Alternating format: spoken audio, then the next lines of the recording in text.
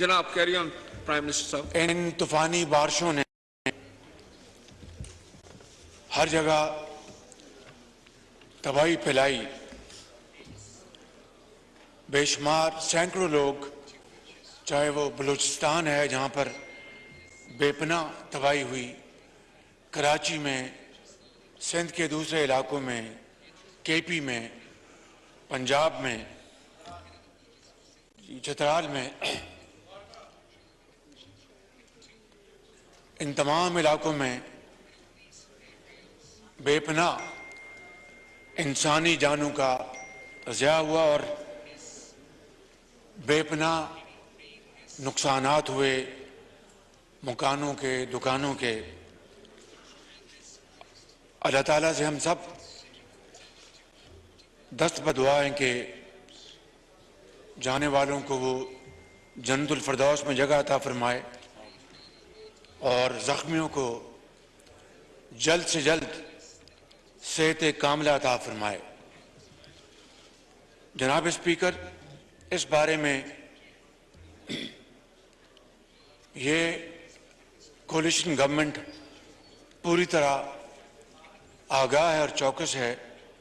इस सिलसिले में मैं खुद चारों सूबों के साथ मीटिंग्स कर चुका हूं और जहां जहां जख्मी हैं, जहां लोग अल्लाह को प्यारे हो गए, जहां पर माली नुकसानात हुए, वहां पर सूबाई हुकूमतें पूरी तरह दिन रात वो काम कर रही हैं, चाहे वो सिंध हुकूमत है, बलूचिस्तान की है, केपी की है, पंजाब की है, और सूबाई इमदादी कार्रवाइयों के साथ वफाक ने भी अपना भरपूर हिस्सा डाला है और एनडीएमए के जरिए जनाब स्पीकर इमदादी कार्रवाइयों में भरपूर उसमें वफाकी हुकूमत शरीक है।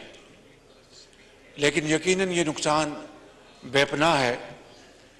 हमने जो लोग अल्लाह को प्यारे हो गए, कोई माली कॉम्पनसेशन, खा वो कितनी भी बड़ी अमाउंट हो, वो जो उनके प्यारे हैं उनकी दिल की तसल्ली, तशफ़ी नहीं हो सकती और उम्र गुजर जाएगी और ज़िंदगी के अंधे थपेड़े अल्लाह ताला उनको उनसे महफूज करे। मैं इस मुअज़्ज़ज़ ऐवान में तमाम हमारे साथी मुअज़्ज़ज़ मेंबरान जिन्होंने इस बारे में यहाँ पर अपना मुतालबा पेश किया है और जिन्होंने नहीं किया, मैं जनाब स्पीकर आपको यकीन दिलाता हूँ कि इंशाअल्लाह इस बारे में वफाकी हुकूमत कतन किसी भी तरह पीछे नहीं रहेगी। जो हमने इमदादी पैकेज का ऐलान किया है उसमें इंशाअल्लाह मज़ीद उसमें हम इजाफा करेंगे और कल ही मैंने एक और मीटिंग बुलाई है जिसमें यहाँ पर मौजूद मुतल्लिका मेंबरान, वज़रा और सरकारी एहलकार उसमें शामिल होंगे और मैं तमाम मुअज़्ज़ज़ मेंबरान को यकीन दिलाता हूँ कि उनकी सिफारिशात के पेश नज़र हम कल इंशाअल्लाह मज़ीद फ़ैसले करेंगे ताकि जितनी भी आसानी हम उन घरानों को और सूबाई हुकूमतों को हम पहुँचा सकें, वो हमारा एक कौमी फ़र्ज़ है और इसमें ज़रा भी ताख़ीर नहीं की जाएगी। किसानों को जो नुकसान हुआ है उस बारे में भी इंशाअल्लाह हम भरपूर अपना किरदार अदा करेंगे और इंशाअल्लाह किसानों का जो भी नुकसान वफाकी हुकूमत सूबाई हुकूमतों के साथ मिलकर जनाब स्पीकर वो कर सकती है, इंशाअल्लाह हम करेंगे। चाहे ये नुकसानात जलमक्सी में हैं, चाहे वो कोयटा में हैं, चाहे वो चमन में हैं या योब में हैं या टांग में हैं या डेरा इस्माइल खान में हैं या कराची में हैं, पूरे पाकिस्तान में जिस तरह आपने चित्राली साहब ने फरमाया, चित्राल जो कि पाकिस्तान का हिस्सा है। इंशाअल्लाह जहाँ पर भी ये जनाब स्पीकर नुकसानात हैं उसका मुदावा करने में कोई कसर नहीं छोड़ी जाएगी। मैं आपको यकीन दिलाता हूँ और इंशाअल्लाह इसमें कोई कमी नहीं होगी। जनाब स्पीकर, इंसानी फितरत है कि जब कभी बच्चे को कोई तकलीफ पहुंचे तो माँ बच्चे के पास दौड़ती है और बच्चा फौरन माँ के पास आता है। ये मौजूद ऐवान माँ है, पाकिस्तान के आइन की जो तख्लीक है इसी माँ के गोद से निकला है। 1973 का आइन जो कि एक मुतफ़क्का आइन था जिसमें पूरे पाकिस्तान की लीडरशिप, मुंतखब लीडरशिप शामिल थी और उस वक्त के वज़ीर आज़म जनाब जुल्फ़िकार अली भुट्टो की लीडरशिप में पाकिस्तान भर से मुंतखब मेंबरान ने, चाहे वो हिज़्ब इख्तिलाफ में थे या वो ट्रेजरी बेंचेस में थे, जनाब स्पीकर बड़ी अरकरेजी के साथ उन्होंने इस आइन की तश्कील की। और ये बात अपनी जगह एक मुसल्लमा हकीकत है कि यह आइन पाकिस्तान की वहदत की एक बहुत बड़ी निशानी है और इस आइन ने बदतरीन वक्तों में भी, इसी आइन ने पाकिस्तान को एक पूरी दुनिया के सामने एक मजबूत मुत्तहिद मुल्क के तौर पर पेश किया। और ये मैं समझता हूँ कि यही आइन आइंदा आने वाली दहाइयों, सदियों तक पाकिस्तान की रहनुमाई करता रहेगा और पाकिस्तान को मजबूत करता रहेगा। जनाब स्पीकर, हाकमियत अल्लाह ताला की है, यही इस आइन में लिखा है और अवाम के मुंतखब नुमाइंदे वो रब ताला की हाकमियत उसी की है और वही मालिक और खालिक है। और जो उसने इख्तियार इंसानों को दिया है और 22 करोड़ अवाम ने इस मुंतखब ऐवान को दिया है, ये वो इख्तियार है जो कि एक अमानत जानकर, एक मुकद्दस अमानत जानकर ये ऐवान उसको इस्तेमाल करता है। जनाब स्पीकर, इसी आइन में मुकन्नना अदलिया हो या एडमिनिस्ट्रेशन, उनके इदारों के इस आइन ने इख्तियारात मुतय्यन कर दिए हुए हैं और हर इदारे को, चाहे वो मुकन्नना है या अदलिया है या कोई और इदारा है, आइन उसको बताता है कि आपने अपने दायरे में रहकर आपने पाकिस्तान की खिदमत करनी है और पाकिस्तान को आगे बढ़ाना है। जनाब स्पीकर, मगर 75 साल गुजरने के बावजूद आइन के साथ खिलवाड़ा होता रहा। इस मुल्क में एक से ज्यादा मर्तबा मार्शल लॉ आए और वो कई दिहाइयों वो मार्शल लॉ इस मुल्क के ऊपर वो कायम रहे, मुसल्लत रहे, जिसके नतीजे में जनाब स्पीकर पाकिस्तान 2 लख्त भी हुआ और जमहूरियत का पौधा वो उतना ताकतवर ना हो सका जितना कि उसको होना चाहिए था। और ये पार्लियामान वो उसकी जो नशोनुमा, उसकी ताकत वो उस तरह सामने उभर के ना आ सकी जिस तरह कि उसको आना चाहिए था। जनाब स्पीकर, आज अगर हम कुर्ब जवार में नजर दौड़ाएं जनाब स्पीकर, तो वो ममालिक जो हमसे बहुत पीछे रह गए थे या बहुत पीछे थे, आज तरक्की की दौड़ में वो हमसे आगे निकल चुके हैं। और अगयार ने IMF को खैर बात कभी का कह दिया और गुर्बत और बेरोजगारी को उन्होंने दफन कर दिया। आज इस मुल्क के अंदर आज भी 75 साल गुजरने के बावजूद जनाब स्पीकर, बुजुर्ग, नौजवान माएं, बेटियां पूछती हैं कि इस मुल्क के अंदर कब बेरोजगारी का खात्मा होगा, कब इस मुल्क के अंदर महंगाई का खात्मा होगा, कब इस मुल्क के अंदर गुर्बत का खात्मा होगा और कब ये कर्जों में जकड़ी हुई कौम को सही मानों में माशी आजादी नसीब होगी।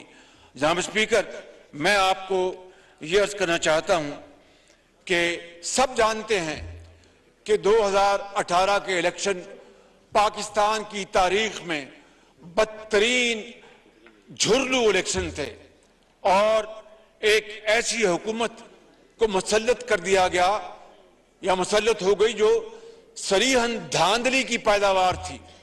इसमें तो कोई किसी को शक नहीं होना चाहिए कि किस तरह रात के अंधेरे में आरटीएस बंद हो गया और किस तरह नताइज जो हैं वो देहातों में पहले आ गए और शहरों में कई दिन नताइज नहीं आए और किस तरीके से जनाब स्पीकर जो गिनती जो हक था कैंडिडेट्स का उसको किस तरह एक साबिक चीफ जस्टिस के ऑर्डर से उस गिनती को रुकवाया गया और टाइम पर वो गिनती ना हुई।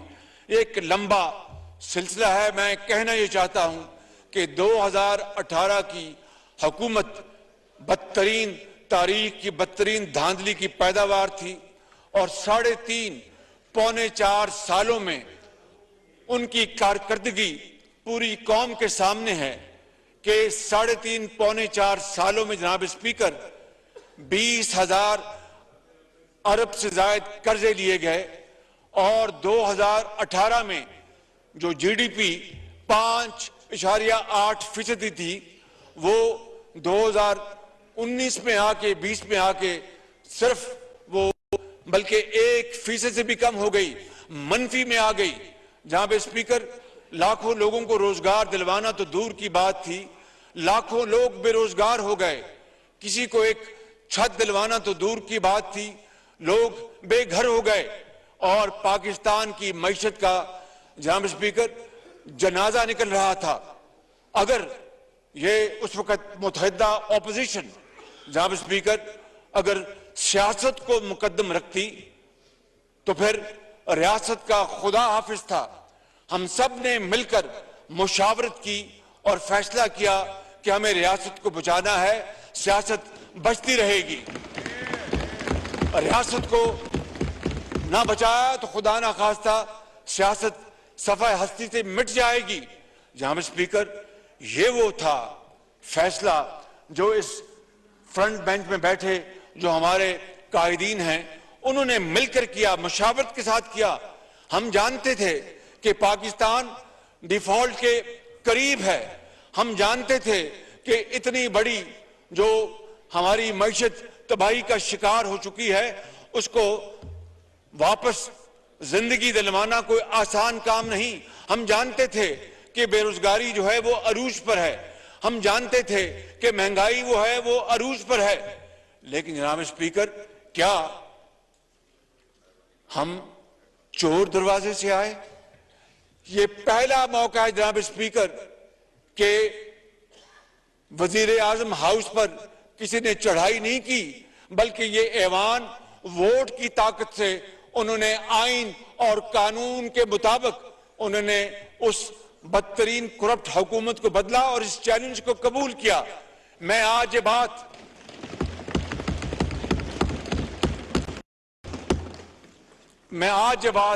जनाब स्पीकर मैं आपको डंके की चोट पर कहना चाहता हूं और मुझे इसमें कोई कंफ्यूजन नहीं है।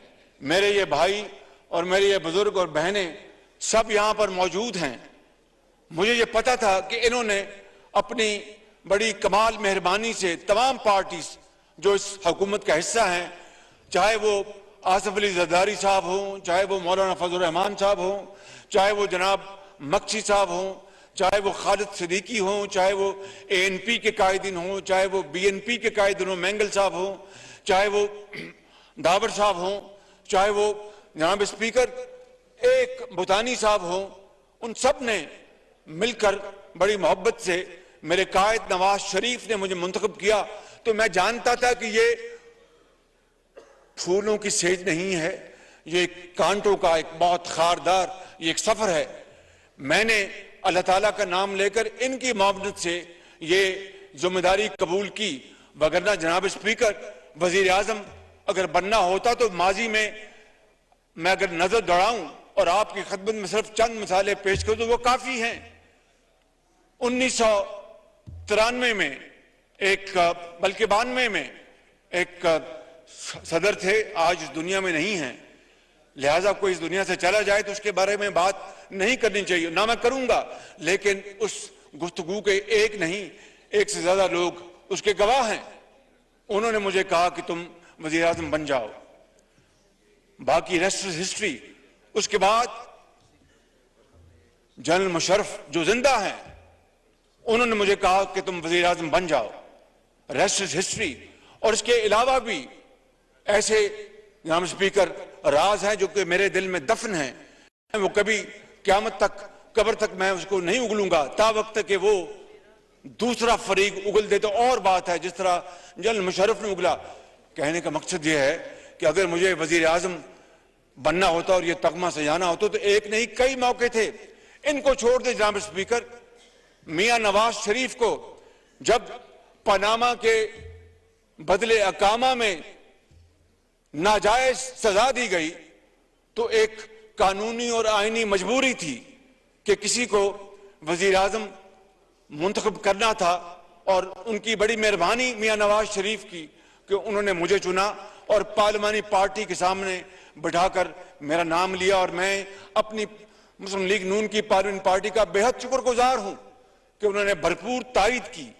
लेकिन उसके बाद मैंने ये फैसला किया कि अगर, और देखिए जनाब speaker, nobody is indispensable in this world, सब आते हैं अपने इनिंग्स खेलते और जाते हैं, ये उस खुदा का निजाम है।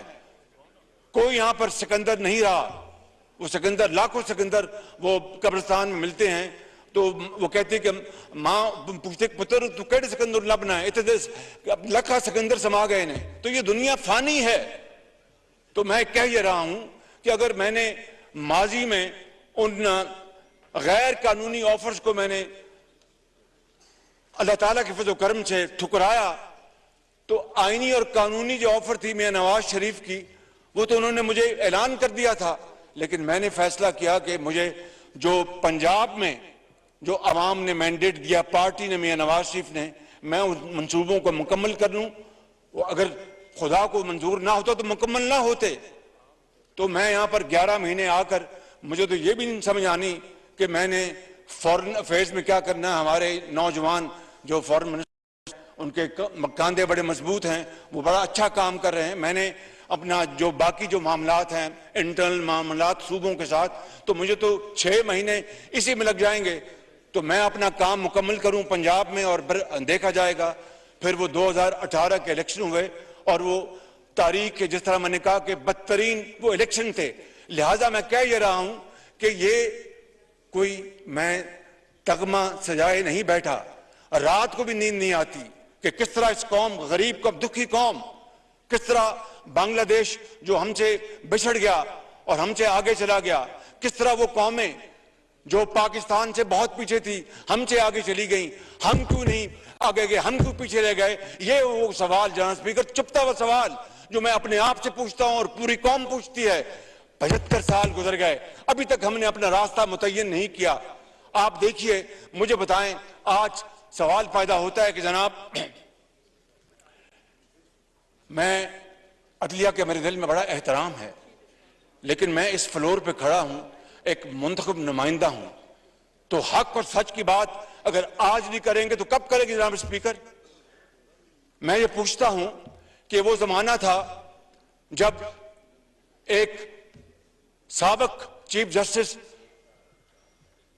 जो दिन रात सुओ मोटो लेते थे, आज ये 56 कंपनी को सुओ मोटो करो, इसका केस लगा लो, आज ये फलां केस उसका सुओ मोटो लगा लो, आज ये फलां केस उसका सुओ मोटो लगा लो। दिन रात जो अपना, मैं नहीं बाकी सूबों के भी वज़रा आला कोर्टों में जाते थे, अदालत अगर बुलाए तो वो मैं समझता हूं कि बड़ा हमें एहतराम से जाना चाहिए, इसमें कोई दो राय नहीं, कतन कोई दो राय नहीं। लेकिन जनाब स्पीकर, अगर आपने फैसला करना है तो फिर इंसाफ की बुनियाद पर करना होगा, हक की बुनियाद पर करना होगा। ये नहीं हो सकता कि आप मेरे साथ कोई और बर्ताव करें, किसी के साथ कोई और बर्ताव करें। ये मुमकिन नहीं जनाब स्पीकर। मैं आपको ये कहना चाहता हूं कि वो जो हुकूमत है जिससे हमने कौम की जान छुड़वाई, करप्शन के हवाले से मैंने नहीं कहा, इस ऐवान ने नहीं कहा, बल्कि ट्रांसपेरेंसी इंटरनेशनल ने कहा जनाब स्पीकर कि पाकिस्तान की तारीख में सबसे ज्यादा करप्शन का इंडेक्स या सतह पीटीआई की हुकूमत में हुई, पीटीआई की हुकूमत में हुई। जनाब स्पीकर, मैं आपको फैक्ट्स बता रहा हूं, और ये ट्रांसपेरेंसी इंटरनेशनल पाकिस्तान ने नहीं, ये वो बर्लिन जो जर्मनी में इनका हेड ऑफिस है, ये उन्होंने कहा जनाब स्पीकर। और दोस्त ममालिक के साथ क्या हुआ, तुर्की के साथ हमने क्या बर्ताव किया, सऊदी अरेबिया के साथ हमने क्या बर्ताव किया, हमने चीन के साथ क्या बर्ताव किया, मैं किस किस की बात करूं। और फिर कहते हैं कि ये इंपोर्टेड हुकूमत है। ओ भाई, जब आप प्रेसिडेंट ट्रंप को मिलके आए थे तो ये किसने कहा था जनाब स्पीकर कि मैं एक और वर्ल्ड कप लेके आया हूं? आपको याद होंगे वो अल्फाज कि मैं एक और वर्ल्ड कप लेके आया हूं। ये मैंने तो नहीं कहा था, बिलावल भुट्टो ने कहा था, ये इमरान नियाजी ने कहा था। और आज सबसे हमने ताल्लुकात खराब करा लिए और फिर कहते हैं जनाब ये डिक्टेशन लेते हैं। और मैं आपको आज बताता हूं, इसमें छुपाने की बात नहीं। इन्होंने जनाब एक लेटर लगा दिया, व्हाट्सएप किया कि जनाब हमने रूस को हमें सस्ता तेल देने की ऑफर की। रूसी हुकूमत ने तरदीद कर दी खुद कि हमने तो कोई पाकिस्तान को सस्ता तेल देने की ऑफर की है। जनाब स्पीकर, फिर काबीना में मेरे पास फॉरेन सेक्रेटरी आए, पूरी काबीना में उन्होंने सुना, काबीना में नहीं, हमारी वीट की मीटिंग चल रही थी, उसमें उन्होंने कहा जी कि हमें रूस से गंदम की हमें ऑफर है। जनाब स्पीकर, 3 मिलियन टन गंदम शॉर्ट है और वो कोई आसमानी आफत वजह नहीं है, कोई खराब मौसम उसकी वजह नहीं है, कोई खुदा ना खास्ता कोई बीमारी उसकी वजह नहीं है। वजह सिर्फ एक है कि टांग पर टांग रखकर हुक्म देना और पूरे पाकिस्तान में कुछ हो जाए मेरी बला से। अगर मैं हूं तो फिर सब कुछ है, अगर मैं नहीं हूं तो खुदा ना खास्ता मेरे मुंह में खाक, फिर पाकिस्तान भी नहीं है। ये है वो एटीट्यूड जिसने पाकिस्तान को आज इस तबाही की दहानी खड़ा कर दिया। जनाब स्पीकर, मैं आपको बता रहा हूं, और उस मीटिंग में मुझे फॉरेन सेक्रेटरी ने पूरे जो मौजूद थे उन्होंने कहा जी अपना रूस हमें दे रहा है गंदम। मैंने कहा कि अगर सस्ती तरीन गंदम मिलती है और आला क्वालिटी मिलती है तो इससे अच्छी बात क्या हो सकती है। हमने कहा कि जनाब उनसे बात करें। जनाब स्पीकर, इस बात को 1.5-2 महीने हो गए, मैंने एक मरतबा नहीं कई मरतबा मैंने काबीना में भी फॉलो किया। मैंने कहा अगर G2G रशिया से अगर हमें सस्ती गंदम मिलती है तो बहुत अच्छी बात है। और मैंने उन ममालिक को भी बता दिया कि भाई हमने अपना इंटरेस्ट देखना, पाकिस्तान का इंटरेस्ट देखना है, पाकिस्तान के 22 करोड़ अवाम का इंटरेस्ट देखना है, अपना फॉरेन एक्सचेंज बचाना है, खजाना बचाना है। अगर सस्ती गंदम मिलती है तो मैं लूंगा, मुझे किसी की कोई परवाह नहीं। जनाब स्पीकर, सिर्फ परसों ऑफर आई जब हम गंदम 5 लाख टन एक और 3 लाख टन एक खरीद चुके, तो परसों ऑफर उनकी आई G2G रशिया के साथ। और वो मैंने उनको काउंटर ऑफर भिजवाई है जनाब स्पीकर, और उनको कहा है कि आप हमें आप दें डेफर्ड पेमेंट पे और ये हमारी कीमत होगी। रशिया को मैंने कहा मुझे बताइए कि अगर खुदा ना खास्ता अल्लाह ताला माफ करे, मैं तो कहता हूं कि वो दिन मेरे लिए मर जाने के दिन है कि मुझ पर ये कोई इल्जाम लगाए कि मैं कोई फॉरेन एजेंट ये हैं, फॉरेन स्टूडेंट्स ये हैं। क्यों नहीं बताता चीफ इलेक्शन कमिश्नर? जनाब स्पीकर, चीफ इलेक्शन कमिश्नर क्यों नहीं बताते, क्यों नहीं फैसला करते? 8 साल लग गए जनाब स्पीकर, 8 साल लग गए, अभी तक फॉरेन फंडिंग केस का फैसला नहीं आया। उसमें क्या चीज माने है? जनाब स्पीकर, मेरा आपसे बड़े अदब से सवाल है कि 8 साल लग गए और वो पैसा फॉरेन फंडिंग का इसराइल से मैंने तो नहीं मंगवाया, वो इमरान खान ने मंगवाया। हिंदुस्तान से पैसा मैंने तो नहीं मंगवाया, वो इमरान खान ने मंगवाया। जनाब स्पीकर, 8 साल से वो किसी ने नोटिस लिया, किसी ने सू मोटो लिया? 8 साल, अंदाजा फरमाएं आप। जनाब स्पीकर, इस पूरी ऑपोजिशन को मैं यहां पर पर्सनल बात नहीं करूंगा, इज्तिमाई बात करूंगा और कौम की बात करूंगा, इस मुल्क के मुस्तकबिल की बात करूंगा। इन 4.25 सालों में वो होशियत कंडे इख्तियार किए गए जिससे एक मकसद था कि पूरी ऑपोजिशन को दीवार से लगा दिया जाए और उनका खुदा ना खास्ता नामो निशान मिटा दिया जाए। और फिर वो जो है कि वो कौन है, वो फिर वो सड़कें खाली और सुनसान मिर्जा यार फिरे, गलियां हो जाए अपना सुनिया और मिर्जा यार। ये था उसका, ये अपना शाखसा, ये सोच थी उसकी, ये उसकी थिंकिंग थी।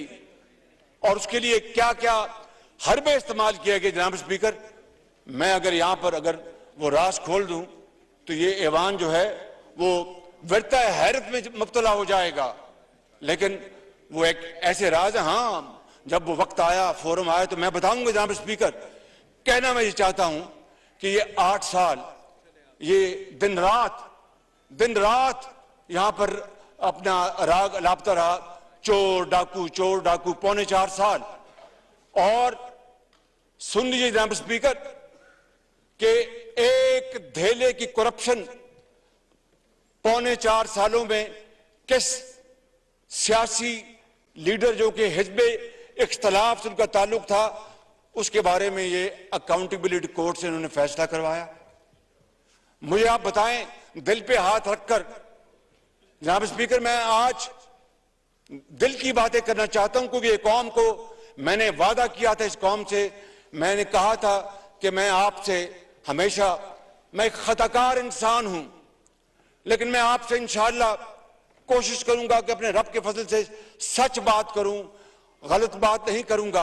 और अगर ऐसी बात होगी तो मैं खामोश रहूंगा, आपसे झूठ नहीं बोलूंगा। जहां पर स्पीकर, किस तरह दिन रात झूठ बोला गया, मुझे बताएं कि करप्शन, ये मैं आपको इसलिए बात आज कर रहा हूं कि आज दूध का दूध और पानी का पानी हो जाना चाहिए। मुझे बताएं, जब चीनी एक्सपोर्ट की गई, इनके जमाने में 52 रुपए चीनी थी, 52 रुपए एक्सपोर्ट की गई, अरबों रुपए की सब्सिडी दी गई। जनाब स्पीकर, अरबों रुपए की सब्सिडी, और सब्सिडी के साथ और की गई कि डॉलर ऊपर जा रहा था और रुपया नीचे जा रहा था। इसका मतलब युवा सादे अल्फाज में कि अगर डॉलर 100 रुपए है आज, तो 100 रुपए मिलेगा आपको अपना उसका एक्सपोर्ट से प्रोसीड्स। अगर डॉलर बढ़ गया 105 हो गए तो 5 रुपए और आ गए। वो डॉलर भी बढ़ता गया, रुपया भी नीचे जाता गया, सब्सिडी भी लेते रहे, यानी दोनों हाथों से कौम को लूटा गया। और फिर वक्त आया कि चीनी की कीमत जनाब स्पीकर वो 110 रुपए किलो तक जा पहुंची।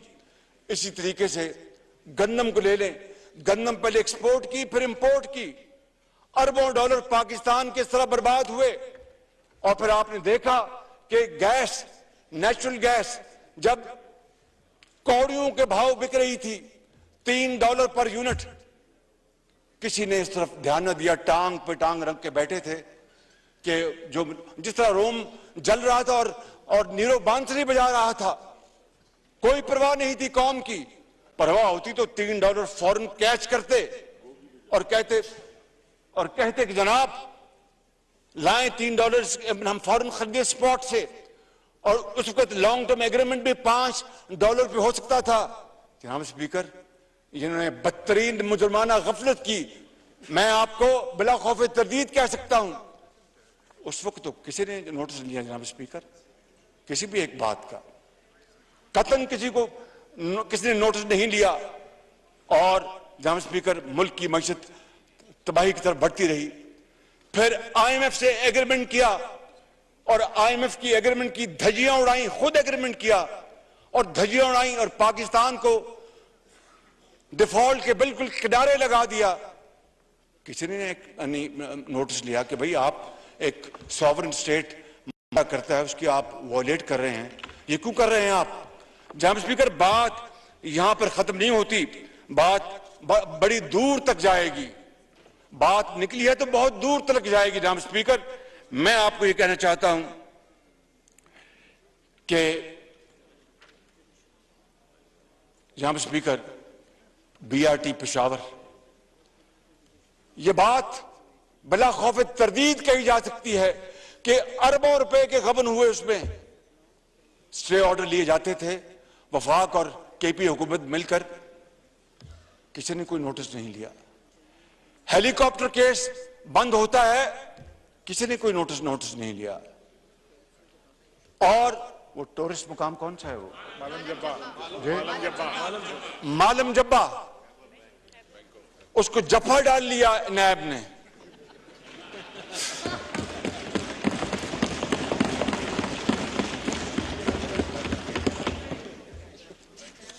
और जी, और उसको जनाब कहा कि हम ये केस बंद कर रहे हैं या बंद किया जा रहा है, किसी ने नोटिस नहीं लिया।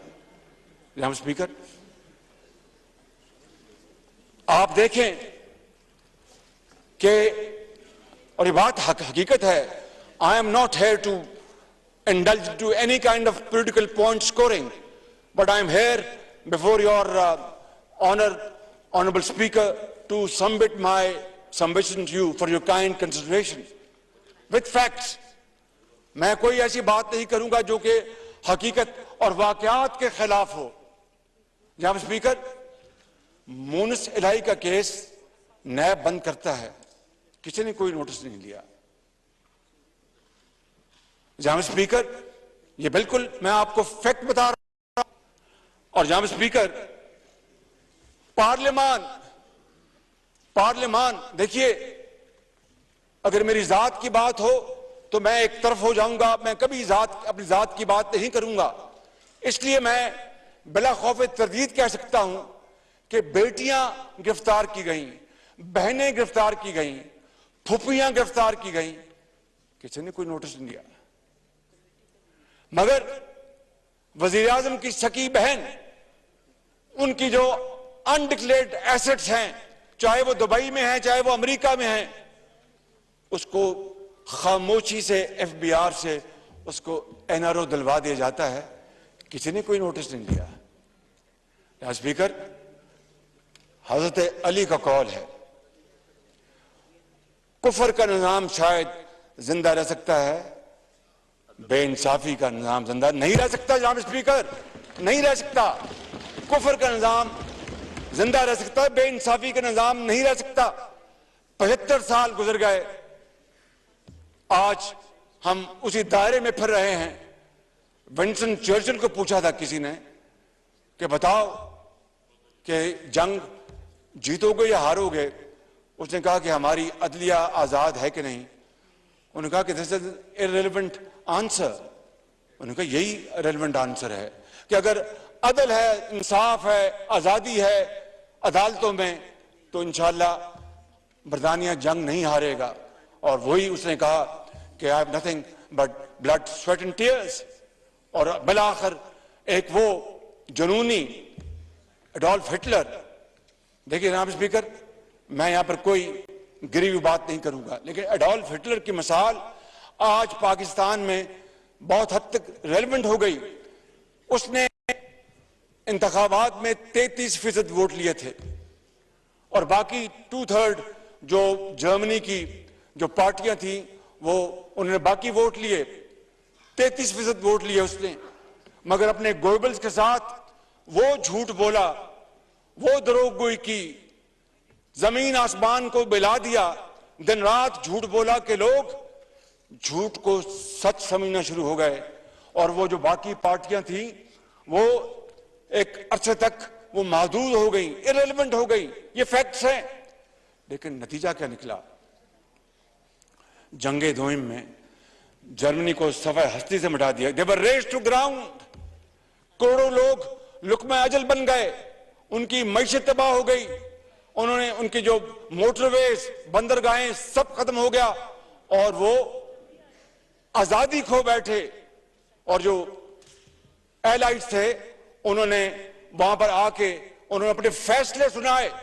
यहां स्पीकर, मैं इस ऐवान को गवाह बनाकर कहता हूं और अपने रब्बे जुल जलाल को गवाह बनाकर कहता हूं जिसके कब्जे में हम सब की जान है, अगर हमने आज सच को सच ना कहा और झूठ को झूठ कहा और कल्ट को हमने फॉलो किया तो अल्लाह ना करे मेरे मुंह में खाक, ये खुदादाद मुल्क पाकिस्तान शदीद मुश्किलात में घिर जाएगा जनाब स्पीकर।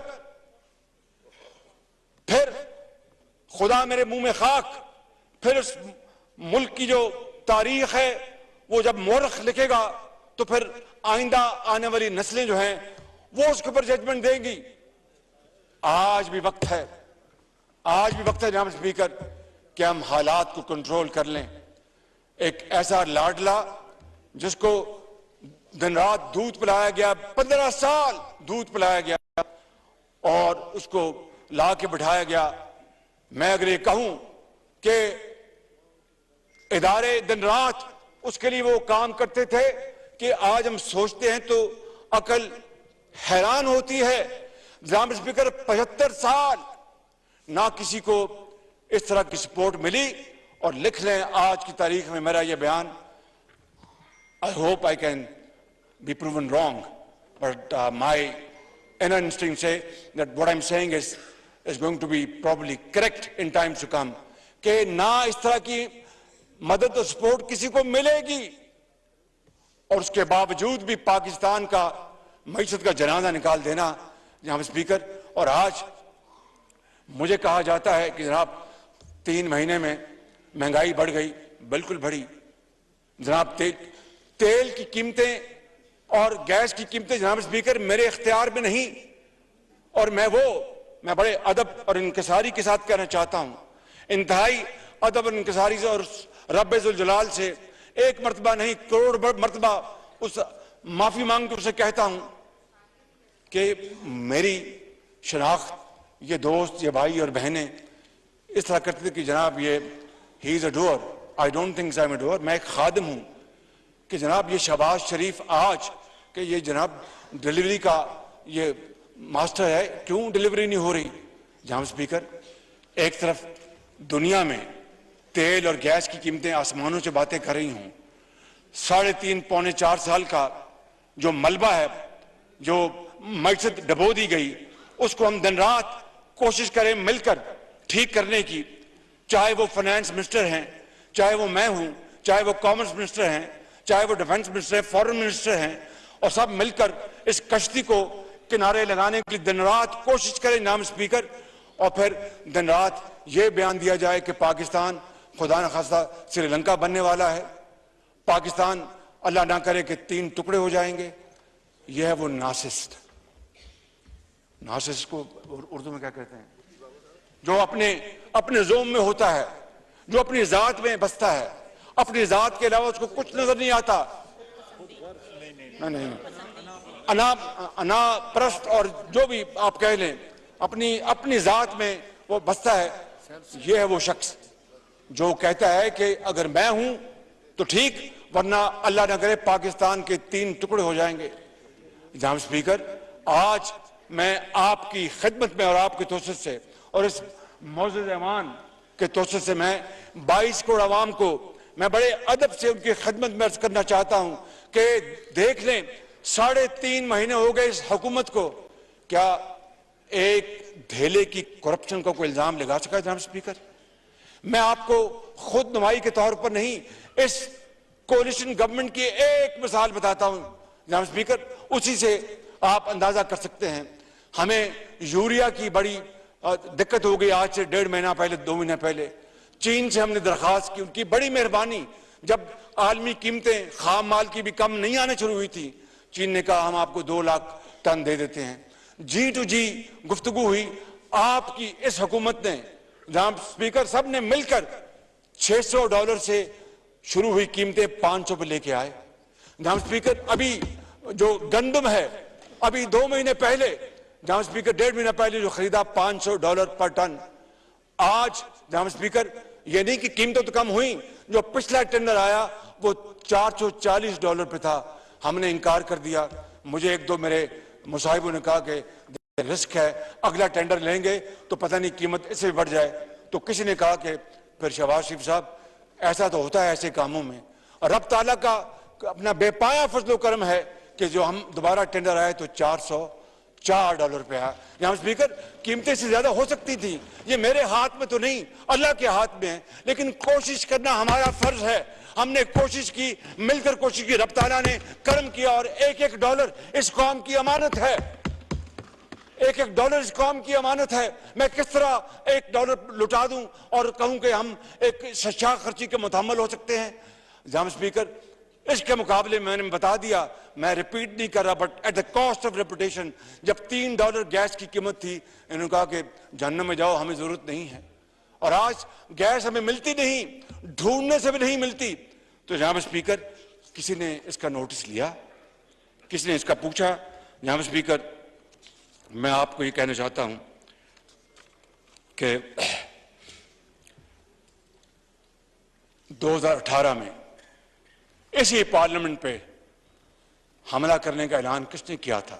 सॉरी, 2014 में, 13 में, सॉरी 14 में। और अदालत उस्मा की बिल्डिंग में गंदे कपड़े किन्होंने लटकाए थे?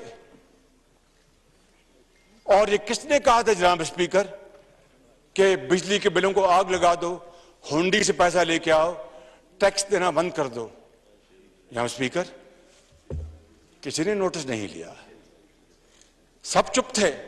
यानी इतनी बड़ी, देखिए जनाब स्पीकर, अगर मुजीबुर रहमान, शेख मुजीबुर रहमान मरहूम अगर हार जाता तो गद्दार कहलाता, बिकॉज सक्सीड लाइक सक्सेस। जीत गया तो हीरो बन गया। यहां पर कहा जा रहा है एक यानी पार्टी के लीडर के हुंडी से पैसा लाओ, बिजली के बिल जला दो और टैक्स मत दो। जनाब स्पीकर, ये क्या है? ये अगर कानून और आइन की धज्जियां उड़ाने के मुतरादिफ नहीं तो और क्या है? किसी ने नोटिस नहीं लिया। जनाब स्पीकर, जब चीन के हमारे मेहरबान सदर जब तशरीफ ला रहे थे सितंबर 2014 में, तो जनाब स्पीकर, वजीर आजम ने, पूरी हुकूमत ने यानी मिन्नतें की कि भाई उठ जाओ यहां से, डी चौक से, 3 दिन के लिए अपना, कोई इतनी बड़ी क्यामत नहीं आ जाएगी। हत्ता के मुक्तदर इदारे ने भी अपना रोल अदा करने की कोशिश की। मैं जानता हूं इसको खुद, क्यों मैं इसका गवाह तो। रात मैं पूरी रात जागता रहा। जब मुझे रात को 11 बजे चीनी सफीर ने कहा कि चीफ मिनिस्टर, हमारे प्रेसिडेंट का दौरा मुअख्खर हो गया, अब नहीं आएंगे, उस रात नींद नहीं आई। इसलिए नहीं कि हमारी हुकूमत को नुकसान, पाकिस्तान के 22 करोड़ अवाम का नुकसान हो रहा था। जनाब स्पीकर, जो बिजली के मंसूबे लगने थे वो 7 महीने पहले लग जाते अगर वो मुआहिदा 2014 में साइन हो जाता, और ज़राअत और सनत को तरक्की मिलती, उनकी चिमनियों से धुआं निकलता, लाखों लोगों को रोजगार मिलता। किसी ने नोटिस नहीं लिया। जनाब स्पीकर, सवाल ये पैदा होता है कि क्या दोहरा मियार पर चल सकता है? और मैं आपको जनाब स्पीकर ज्यादा वक्त नहीं लूंगा, मैं आपको ये कहना चाहता हूं कि अभी दूर की बात नहीं, स्पीकर, दूर की बात नहीं, मार्च में आपको अच्छी तरह पता है, आप उस वक्त उन बेंचेस पे बैठते थे। मार्च में जिस तरह आइन शिकली की गई, डिप्टी स्पीकर, सदर पाकिस्तान इमरान नियाज़ी ने मिलकर जो धोखे के साथ असेंबली तोड़ने की कोशिश की, अदालत उज़्मा ने कहा कि डिप्टी स्पीकर ने आइन शिकली की, बड़ी अच्छी बात की उन्होंने, लेकिन उनको तो किसी ने नहीं बुलाया। स्पीकर पंजाब असेंबली, जनाब स्पीकर, वो एक कार्रवाई करते हैं, उनको बुला लिया गया। जनाब स्पीकर, इस बात में मैं बहस में नहीं जा रहा कि स्पीकर को अदलिया बुला सकते नहीं बुला सकती, ये कानून के जो माहिर है वो बता सकते हैं।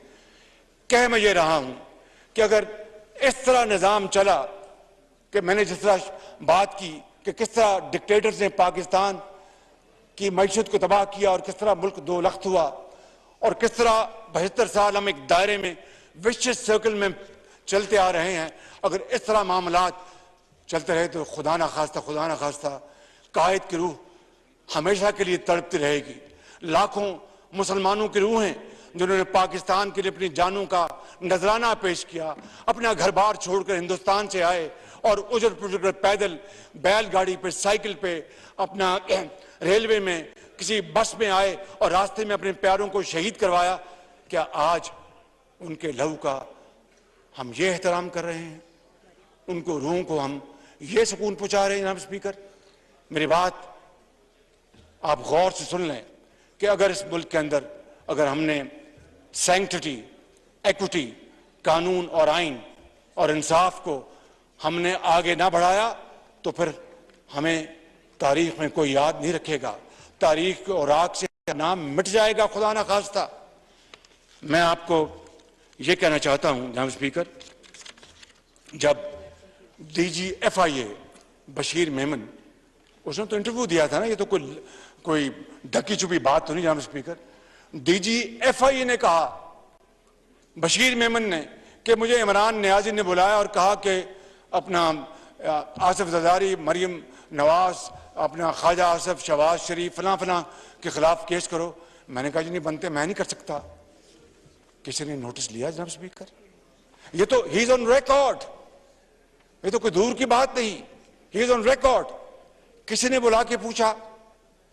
और आज अगर अदालत उज़्मा नोटिस लेती है FIA का तो उनका इख्तियार बड़े शौक से लें, लेकिन जनाब स्पीकर इमरान नियाजी वो है, हमारी, मेरी या मेरे खानदान के या इन लोगों की जो इस इख्तियार में बैठे हैं, इनकी बेलें हुकूमत के आने के बाद नहीं हुई जनाब स्पीकर। इमरान नियाजी का दौर था, उस जमाने में बेलें हुई और मेरिट पे हुई।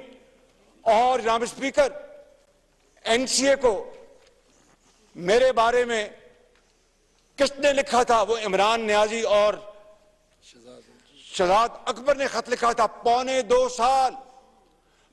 साल इसकी इंक्वायरी हुई और अल्लाह ताला ने, मैं बहुत खताकार इंसान हूं, अल्लाह ताला ने अपना कर्म किया।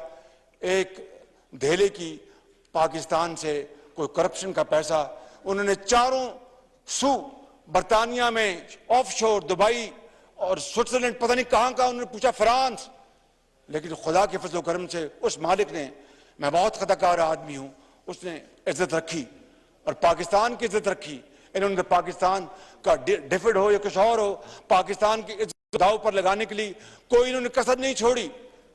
और जनाब स्पीकर, फिर आप देखें कि इमरान खान नियाजी की काबीना में ये NCA की मैंने अपनी बात की और NCA की दूसरी बात वाकया सुनाता हूं आपको, fact based. 190 million pound NCA recovery करता है। ये बात बहुत गौरतलब है जनाब स्पीकर, आपकी खिदमत में अर्ज करेंगे। 190 मिलियन पाउंड कितने पैसे बनते हैं? 50 अरब, 50 अरब रुपए ये बता रहे हैं। अगर डॉलर कहीं रुपया बढ़ ना गया हो तो 50 अरब बनते हैं।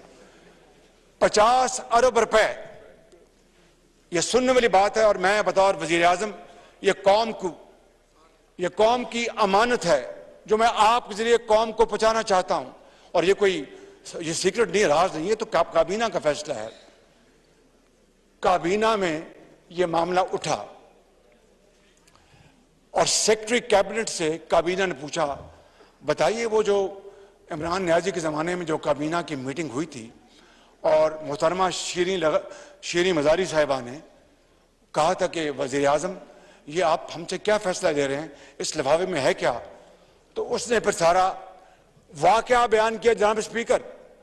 उसने कहा कि काबीना की मीटिंग खत्म हो गई थी, आखिरी लम्हात में शहजाद अकबर साहब उठते हैं और वजीर आजम के कान में कुछ खुसर फुसर करते हैं और वजीर आजम और मेंबर्स अपना काबीना के उठ गए थे। उनका बैठे ये एक है लिफाफा, ये आपने बस इसको ओके कर दें। तो वो जो मोहतरमा जो वजीर साहिबा थी उन्होंने कहा कि वजीर आजम आप हमसे किस बात का फैसला करा रहे हैं? उनका नहीं, ये एक डॉक्यूमेंट है, आप कर दें। जनाब स्पीकर, मैंने तो कानून नहीं पढ़ा, कानूनदान लेफ्ट एंड राइट बैठे हैं, दिन रात कानून की बातें मेरे कानों में करते हैं, कोई इधर से गुजर जाती है, कोई इधर से गुजर जाती है। लेकिन ये तो एक बड़ा सीधा साधा एक सिंपल एक फैक्ट है कि मुस्तफा इंपैक्स केस में अदालत उज़्मा ने फैसला किया था कि वजीर आजम का फैसला वो है जो कि काबीना का फैसला है। अब जब ये मामला आता है काबीना में और बंद लिफाफे में, मैं तफसील में नहीं जा रहा, तफसील इसकी बहुत है, वो आपको बताऊं तो शायद आपके भी रोंगटे खड़े हो जाएंगे। बंद लिफाफा, उसके ऊपर फैसला काबीना से लिया जाता है कि ये बंद लिफाफा जो है इसको आप फैसला कर दें, इसके अंदर जो भी है आप इसको मंजूर कर दें। कभी देखती आंख ने कभी इस तरह का मंजर देखा था? सुनते कान ने कभी इस तरह का वाकया सुना था कि काबीना फैसला करे एक बंद लिफाफे में? और मैं यहां पर अगर उस बात को दोहराऊं तो बात और वाज़ेह हो जाती है जो अभी प्रेस कॉन्फ्रेंस में मोहतरमा मरीम नवाज शरीफ ने कही कि खुदा ना खास्ता उस बंद लिफाफे में यह फैसला किसी ने लिखा होता कि अल्लाह माफ करे पाकिस्तान के न्यूक्लियर सासे भेज दो, तो जनाब स्पीकर वो काबीना का फैसला था। या फिर फलां आदमी को जाके खुदा ना खास्ता कत्ल कर दो, ये काबीना का फैसला था। या फलां को लूट लो, ये काबीना का फैसला था। या अल्लाह माफ करे कश्मीर हिंदुस्तान के हवाले कर दो, ये काबीना का फैसला था। सेक्रेटरी कैबिनेट ने कहा कि जनाब ये लिफाफा बंद है, ये मैं आपकी इजाजत से खोल रहा हूं। वो खोला, फिर काबीना ने सारा पढ़ा, वो रेस्ट इज हिस्ट्री। जनाब स्पीकर, 50 अरब रुपया, और उनको ये जब वो खोला लिफाफा तो उसमें एक था कि इनको इजाजत दे दें, वो कौन यार, मैं नाम भूल जाता हूं ना, वो ARU का कौन था, शहजाद अकबर को इजाजत दे दें कि वो जाके NC के साथ मुआहदा कर ले। मुझे बताएं जनाब स्पीकर, मेरे खिलाफ अगर NCA 5000, ये तो 190 मिलियन पाउंड था, 5000 पाउंड भी होता तो शहजाद अकबर मेरे लिए जाके मुआहदा करता। और फिर ये पैसा सुप्रीम कोर्ट ऑफ पाकिस्तान के अकाउंट में, नेशनल बैंक के अकाउंट में डाल दिया जाए। मेरे खिलाफ अगर 5000 पाउंड खुदा ना खासा निकला था तो वो सुप्रीम कोर्ट में डालते और जाके मेरे हवाले से जाके मुआहदा करते, या मुझे वो काल कोठरी में मुझे भेज देते। जनाब स्पीकर, किसी ने नोटिस लिया? कोई सुओ मोटो, कोई एक्शन? जनाब स्पीकर, 22 करोड़ आवाम हैराए वर्तत में है, 22 करोड़ आवाम परेशान है कि ये क्या मुल्क है जहां पर इतनी बड़ी धांधली हो, इतनी बड़ी करप्शन हो और दोहरे मयार हो और वहां पर कोई इंसाफ देने वाला ना हो। जनाब स्पीकर, ये वो दुखी दिल के साथ मैं फिर कहना चाहता हूं कि अदलिया का मेरे दिल में बहुत एहतराम है। अगर अदल इंसाफ नहीं होगा तो ये मुल्क, खुदादाद मुल्क पाकिस्तान आगे नहीं चल सकता। मैं सिर्फ दोहरे मयार की बात कर रहा हूं जनाब स्पीकर, डबल स्टैंडर्ड्स की बात कर रहा हूं, और मेरा हक है कि मुझे अवाम ने, मेरे हल्के ने मुंतखब किया है, इस ऐवान ने मुझे मुंतखब किया है। जनाब स्पीकर, मैं आपको ये कहना चाहता हूं कि कुछ हो जाए, दुनिया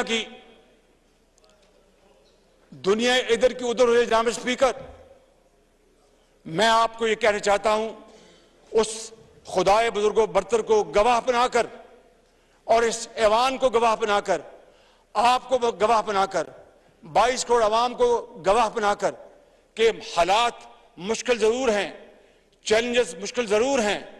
मैं वही शहबाज शरीफ हूं, वही खादम हूं, वही खताकार हूं जिसने लाखों लैपटॉप्स ज़हीन और फतीन बच्चों और बच्चों को दिए। उनके हाथों में अब क्लाशनकोफ नहीं दी, लैपटॉप्स दिए। मैं वही खादम हूं नवाज शरीफ की क़यादत में जिसने पंजाब के किसानों को सस्ती खाद दी, मैं वही शहबाज शरीफ हूं जनाब स्पीकर जिसने किसानों को ट्यूबवेलों के लिए सब्सिडी दी।